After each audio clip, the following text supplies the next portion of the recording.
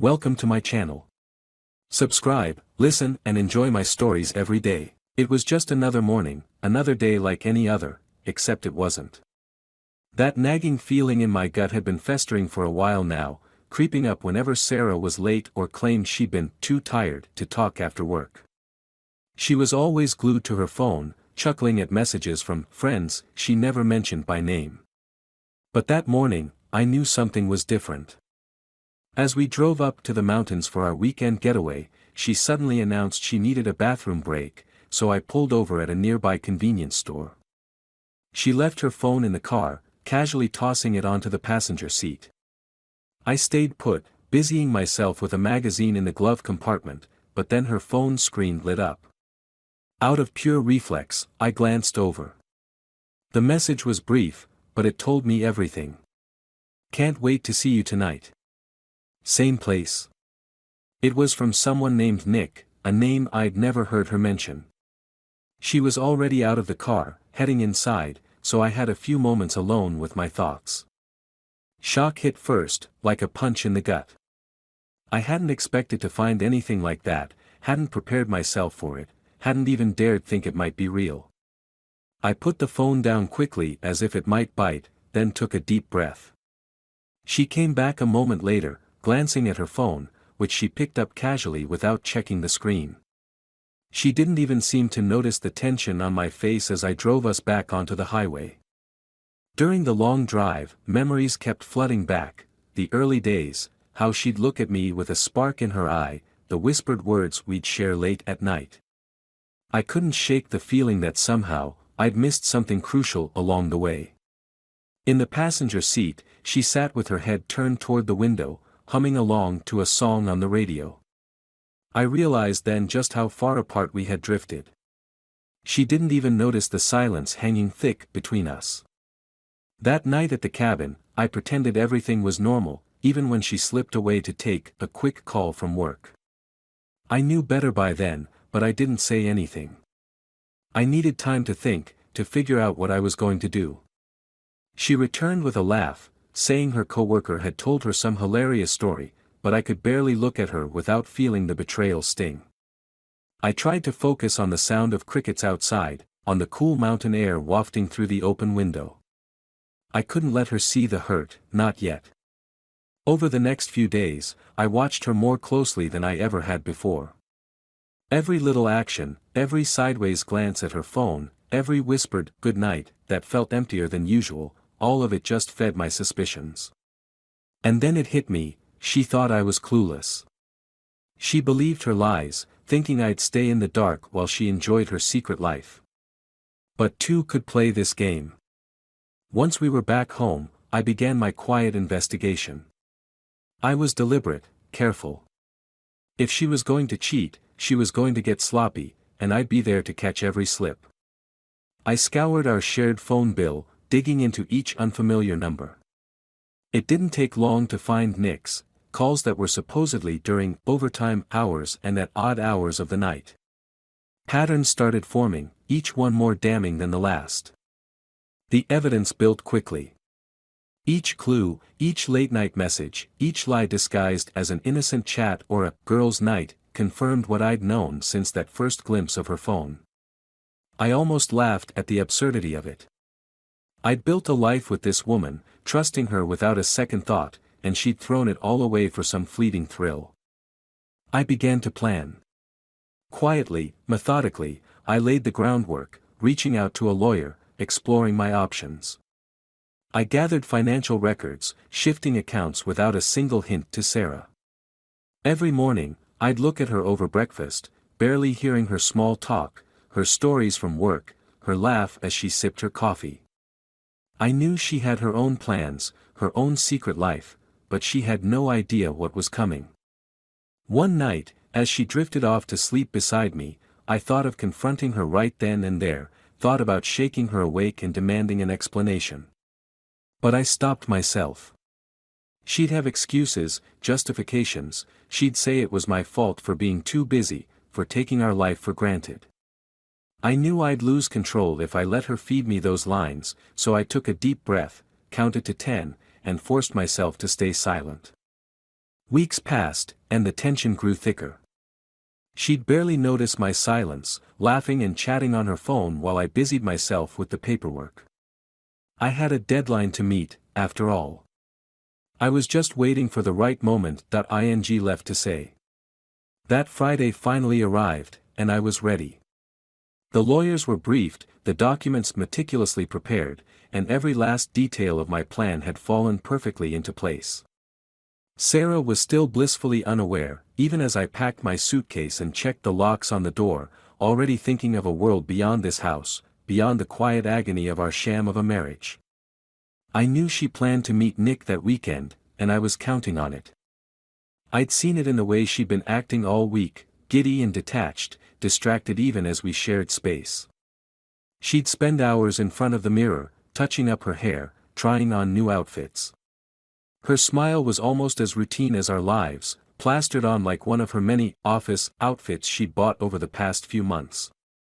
That Friday morning, her words were practically scripted, too casual to be real. I'm going out tonight and probably won't be back till morning. Just a girls' night thing. I nodded absently, playing my part perfectly, giving her no hint that I knew. She had no idea what was in store for her. Have a good time, I said, even managing to pull off a half-smile. She kissed me on the cheek and left without a second thought, her keys jingling, her perfume lingering in the air. As the door closed behind her, I exhaled, letting the cold satisfaction seep in. I waited a full hour after she left before heading upstairs to the bedroom. I checked that her suitcase was packed and moved out of the closet, just as I'd planned. By then, her car was already gone, her phone going straight to voicemail, and I knew she'd checked into that hotel where she and Nick had their getaways. I locked the bedroom door, leaving her clothes neatly folded on the bed. The divorce papers, sealed and signed, sat prominently on her nightstand, waiting for her return. I wanted her to see them first thing when she walked in. That evening, as she texted me from wherever she was, small talk to keep up appearances, I stayed out of the house, grabbing dinner at a quiet bar across town. The bartender, an older guy who looked like he'd seen it all, gave me a curious glance as I stared into my whiskey. I offered him a nod, as if that single glance could somehow confirm everything I was doing. Long week? He asked with a smirk. You could say that, I replied, taking a slow sip. I didn't elaborate. I didn't need to. The bar was crowded with people talking over the low hum of blues on the radio, and for a moment, I allowed myself to blend into the scene, forgetting that everything was about to unravel. Just an ordinary man among strangers, free from the burdens I'd carried for so long. I stayed there until close, giving myself time to think, letting the gravity of what was happening sink in. When I finally returned home, the house was dark and silent, every inch of it echoing the life we'd once shared. I didn't sleep that night. I sat in the living room, watching the clock tick closer to morning, waiting for her to come back, for the lies to finally catch up to her. Dawn crept over the neighborhood, painting the walls in a faint orange glow, and just as the sun rose, I heard the sound of her car pulling up the driveway. I held my breath as she unlocked the door, taking in the familiar, soft sounds of her footsteps as she walked in, closing it quietly behind her. She was probably trying not to wake me. She walked through the house, her heels clicking softly on the wooden floor, heading up to the bedroom. I stayed where I was, listening to the silence thicken. It wasn't long before I heard the faint gasp, the shuffle of papers. I could picture her standing there, staring down at the documents I'd left, her suitcase open like an accusation on the bed. A few moments later, she called out for me, her voice shaky and uncertain, nothing like the calm, confident woman she'd been when she left the house the day before. I didn't answer. I let her sit with the silence, let her think, let her stew in the mess she'd made. Finally, I walked up to the bedroom and stood in the doorway, watching her as she sat on the edge of the bed, clutching the papers with a look of pure disbelief. She looked up, her face pale and drawn, a shadow of the woman I thought I knew. What is this?" she stammered, her voice barely a whisper. I shrugged, leaning against the doorframe, arms crossed, feeling the weight of everything we'd been through. Exactly what it looks like, Sarah. She shook her head, tears welling up in her eyes, but I didn't feel the sympathy I once might have. You're leaving. Why? When did? She trailed off, as if the words were too foreign to say out loud. I held back a bitter laugh, letting the silence linger a moment longer. I know about Nick, Sarah. I know about everything. The color drained from her face, and she dropped the papers, her hands shaking. You don't understand. It's not what you think. Oh, it's exactly what I think, I interrupted, the finality in my voice echoing through the room. Every late-night text, every work trip, every excuse. You thought I'd never figure it out. You thought I was too wrapped up in everything else to see what was right in front of me.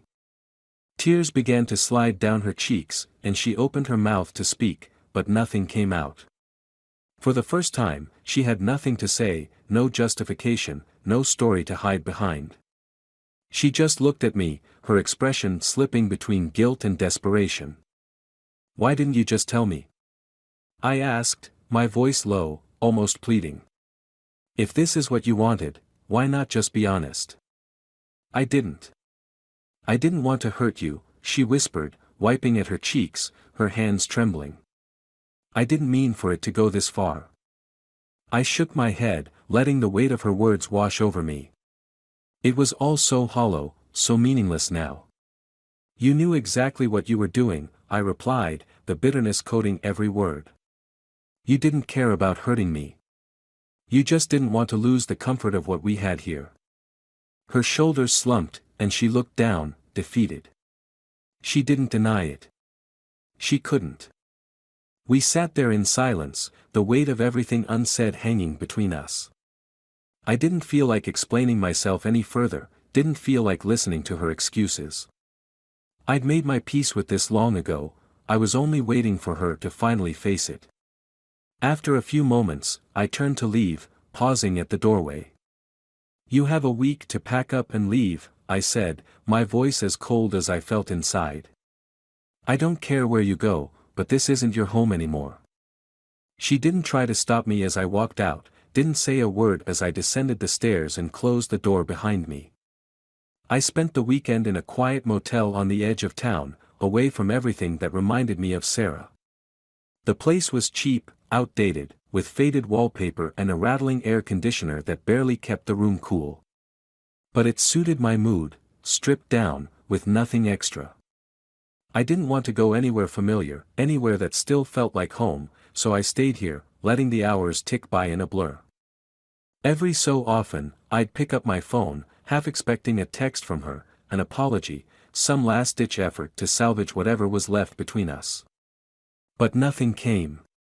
The silence from her end was somehow more jarring than anything she could have said. I wondered if she was at the house, packing her things, or if she'd gone straight to Nick's. Part of me wanted to stop by, see the mess for myself, but I resisted. I had promised myself I was done with her lies, done with the constant checking, wondering, digging. I'd put that behind me, and I intended to keep it there. By Sunday, I finally felt a bit of the weight lifting, the freedom of being away from her and the empty pretense of our life together. It felt strange, like an ache that had settled so deeply into my bones that I hadn't noticed it until it was gone. I'd spent so long suspecting, wondering, and blaming myself, thinking I was the one who wasn't enough. And now, with that all laid bare, I realized how hollow it had all been. The years of commitment, of trust, things she'd thrown away for something meaningless. I tried not to dwell on it, tried to push the memories down where they wouldn't hurt so much. Sunday evening, just as the sun dipped below the horizon, I finally felt ready to go back. The thought of returning to an empty house was easier to stomach now, though I wasn't sure what I'd find. I drove home slowly, taking side streets, putting off the moment when I'd have to walk through the door. When I pulled into the driveway, the house looked exactly the same as it always had, the same neat lawn, the same front porch light that Sarah always insisted on leaving on. But everything else had changed. Inside, I found traces of her everywhere, open boxes stacked by the door, clothes strewn about in half-hearted piles. She'd left her suitcase unpacked, her shoes scattered, a jumble of hangers on the bed.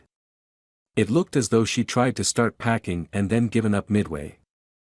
The divorce papers were still on the nightstand, slightly crumpled, a coffee stain on one corner. It was as if she couldn't bring herself to finish what she'd started, couldn't face the finality of it. I walked through the house, room by room, gathering up her things with a strange sense of detachment. It was a silent farewell, just me and the memories we'd left behind. I filled up a few trash bags, boxing up the remnants of her presence, tossing them by the door to deal with later. The quiet felt surreal, pressing in on me as I worked. I couldn't escape the strange realization that I'd been more alone in this house with her than I felt now, with her things packed up and her lies laid bare. It was nearly midnight when I was done, standing in the kitchen, wiping my hands on a dish towel as I took one last look around. Then, just as I was ready to collapse into bed, my phone buzzed on the counter. It was a message from Sarah. "Can we talk?" I stared at it, my thumb hovering over the screen. I knew what she'd want to say, the apologies, the excuses, the same old cycle we'd gone through before. But something in me wanted closure, to hear her out one last time, even if it was just for my own peace of mind. I typed a short reply, "Fine. Tomorrow at noon." The next day, she showed up at the house, looking worn, like she'd been up all night. Her makeup was smudged, her hair pulled back haphazardly, and her face was drawn, as if she'd been carrying the weight of the weekend as heavily as I had. She stood on the front porch for a moment, hesitating, before finally knocking. I opened the door, not saying a word, letting her step inside. She looked around, her eyes lingering on the packed boxes, the half-empty bookshelves, as if seeing the reality of what she'd done for the first time.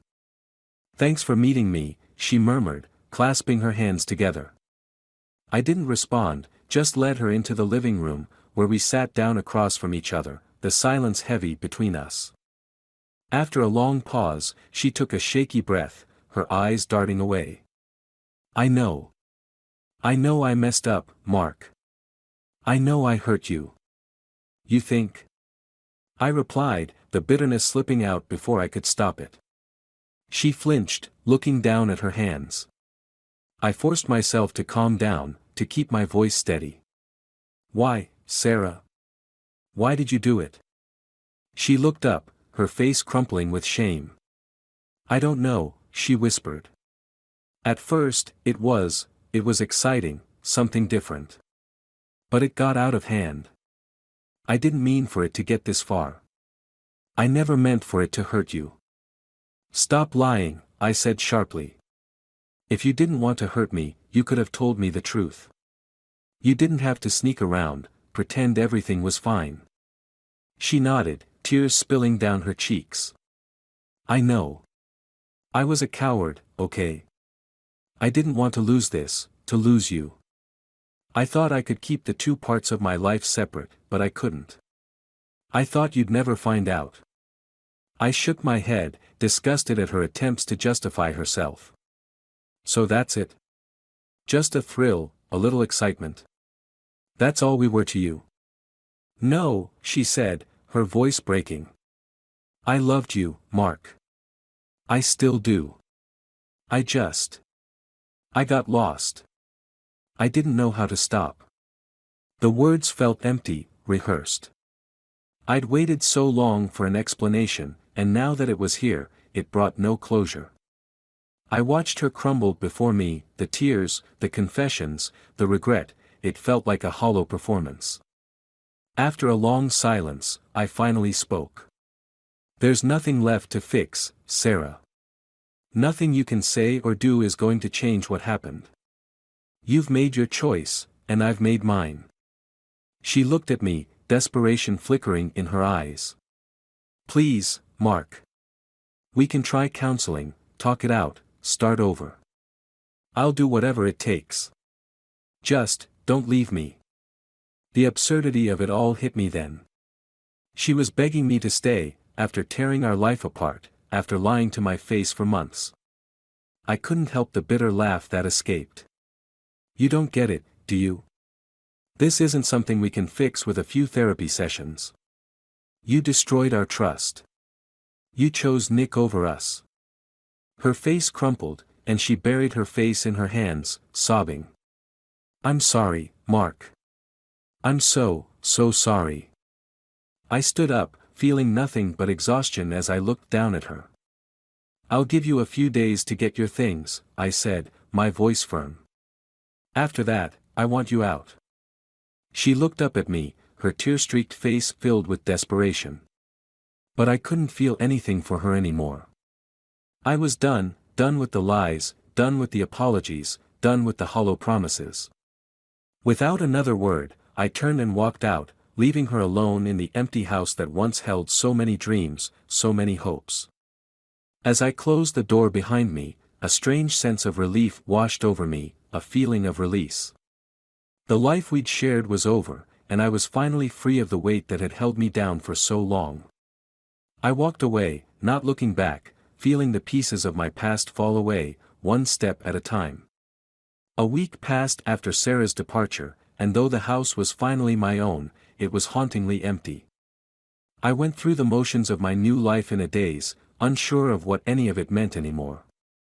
The sense of relief I'd felt when she left was already fading, replaced by an ache I couldn't shake, a hollow space where our life together had been. I'd spent years building this life, this home, and now that it was gone, I was a stranger to myself. I drifted through the days, ignoring calls from friends, pretending everything was normal. But nothing felt normal. On a cold Friday evening, as rain poured down outside, I heard a soft knock on the door. I wasn't expecting anyone and had no interest in company, but when I opened it, there was Sarah, soaked to the skin and clutching an old, worn sweater. Her face was pale, her eyes hollow, as if the life had drained from her completely. Sarah, I murmured, surprised to see her. What are you doing here? She looked down, brushing a stray strand of wet hair from her face. I had nowhere else to go, she whispered, her voice barely audible over the sound of the rain. Nick, he left me. Took everything we had. I don't even have enough for a motel. A part of me wanted to turn her away, to let her suffer the consequences of her actions. But seeing her there, drenched and shivering, her shoulders slumped in a defeated curve, I felt something deeper, a mixture of pity in the faded remnants of love. Against my better judgment, I stepped aside, letting her enter. She thanked me softly, barely meeting my gaze, and I offered her a towel, sitting down across from her as she dried herself off. There was a long silence as we sat there, neither of us sure what to say. I glanced at her, noting the change in her, the exhaustion etched into every line of her face. She seemed so small, so fragile, and despite everything, I couldn't help but feel a pang of sympathy. After a long silence, she finally spoke, her voice trembling. I know I don't deserve to be here, Mark. I know I ruined everything. But I don't have anyone else. I've burned every bridge, lost everything. I'm alone. I watched her, emotions clashing within me. Part of me wanted to comfort her, to tell her it would be okay, but I couldn't bring myself to offer that lie. Why did you come here, Sarah? I asked, my voice barely concealing the anger simmering beneath the surface. Why didn't you go to someone else? Her face crumpled, and she buried her face in her hands, her shoulders shaking as she sobbed quietly. Because there is no one else, she whispered. I pushed everyone away for something that wasn't real. I threw everything away for a fantasy, and now I have nothing. No home, no family, nothing. Her words hung heavy in the air, and I looked away, staring at the rain pounding against the windows. A wave of bitterness washed over me, but beneath it, a sadness I couldn't shake. This woman, who I'd once loved more than anything, was now a shadow of the person I thought I knew. She looked up, her eyes red and pleading. Please, Mark, she whispered. I know I don't deserve it, but, please, just let me stay here for a while. Just until I can get back on my feet. I'll leave as soon as I can, I swear. I closed my eyes, taking a long, deep breath. Against every instinct, I nodded. Fine. You can stay in the guest room. Just, don't expect anything more.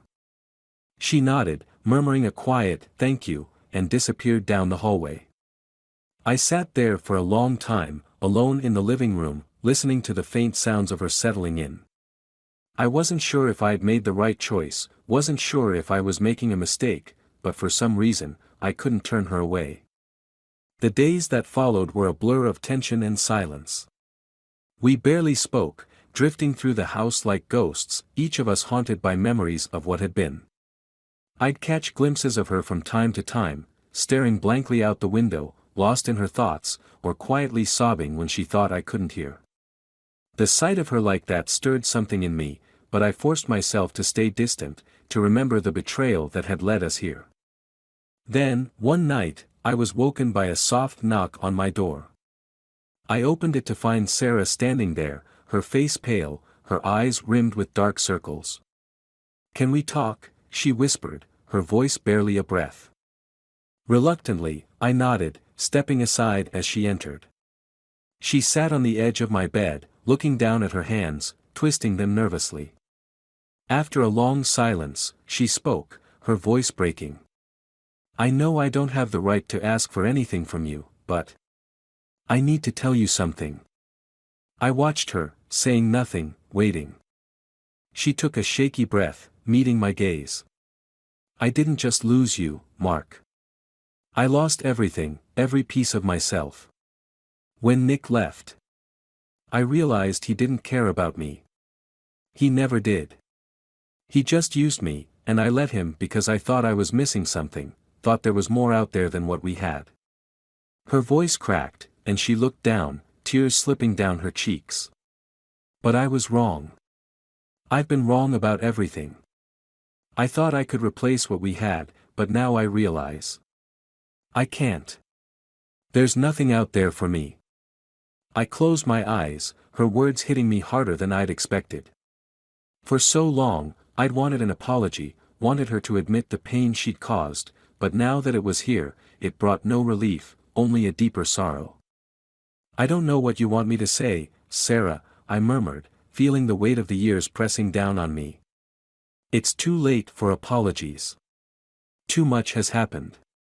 She nodded, wiping her tears. "I know," she whispered, her voice barely audible. "I don't expect you to forgive me. I needed you to know that I'm sorry. For everything." With that, she stood up, looking at me one last time, as if trying to memorize my face, and then walked out of the room, leaving me alone in the silence. I sat there for a long time, trying to process everything, but the weight of it all was too much. Exhausted, I finally drifted into a restless sleep. The next morning, I woke to an eerie silence. Something felt wrong, the air heavy and still. I checked the guest room, but Sarah's bed was neatly made, the room empty. Panic surged through me as I searched the house, but she was nowhere to be found. Her things were still there, her suitcase left behind, but she was gone. Then, I saw the note on the kitchen counter, her handwriting shaky and smudged with tears. "Mark. I can't go on like this. I know I've hurt you, and I can't forgive myself for it. I thought coming back would help, thought I could find some way to make it right. But I was wrong. I don't know who I am anymore, don't know what's left of me. Please don't look for me. Just remember me as I was, before I ruined everything. I'm so sorry. Love. Sarah." I felt the note slip from my hands, falling to the floor as a numbness washed over me. The house felt colder, emptier, every corner a reminder of what had been and what I had lost. I'd wanted her gone, wanted the closure, the clean break, but not like this. Not with the finality of her words echoing in the silence. Outside, the rain began to pour, a steady, relentless downpour that mirrored the weight in my chest. The sorrow, the anger, the regret, they all crashed over me, leaving me hollow. I had wanted freedom, but now that it was here, it felt like nothing more than an endless, desolate void. In that moment, I realized that the wounds she'd left behind would never fully heal, that her absence would haunt me just as much as her betrayal. And as the rain drummed against the windows, I sank to the floor, lost in the quiet, irrevocable sadness of what could never be undone.